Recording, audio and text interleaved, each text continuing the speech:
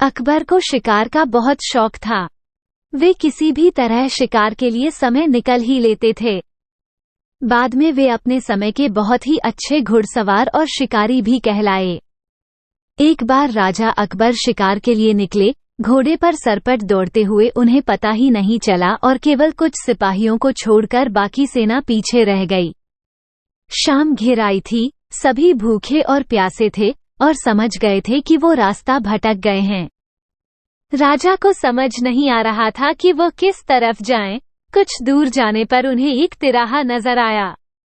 राजा बहुत खुश हुए, चलो अब तो किसी तरह वे अपनी राजधानी पहुंच ही जाएंगे। लेकिन जाएं तो जाएं किस तरफ? राजा उलझन में थे। वे सभी सोच में थे किंतु कोई युक्ति नहीं सूझ रही थी। तभी उन्होंने देखा कि एक लड़का उन्हें सड़क के किनारे खड़ा खड़ा घूर रहा है। सैनिकों ने ये देखा तो उसे पकड़कर राजा के सामने पेश किया। राजा ने कड़कती आवाज में पूछा, ए लड़के, आगरा के लिए कौन सी सड़क जाती है?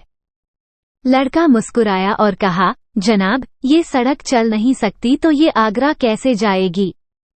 महाराज, जाना तो आपको ही पड़ेगा। और यह कहकर वह खिलखिलाकर हंस पड़ा। सभी सैनिक मौन खड़े थे, वे राजा के गुस्से से वाकिफ थे। लड़का फिर बोला, जनाब, लोग चलते हैं, रास्ते नहीं। ये सुनकर इस बार राजा मुस्कुराया और कहा, नहीं, तुम ठीक कह रहे हो। तुम्हारा नाम क्या है? अकबर ने पूछा। मेरा नाम महेश दास है महाराज, लड़के ने उत्तर दिया। और आप कौन हैं? अकबर ने अपनी अंगूठी निकालकर महेश दास को देते हुए कहा, तुम महाराजा अकबर, हिंदुस्तान के सम्राट से बात कर रहे हो। मुझे निडर लोग पसंद हैं। तुम मेरे दरबार में आना और मुझे ये अंगूठी दिखाना।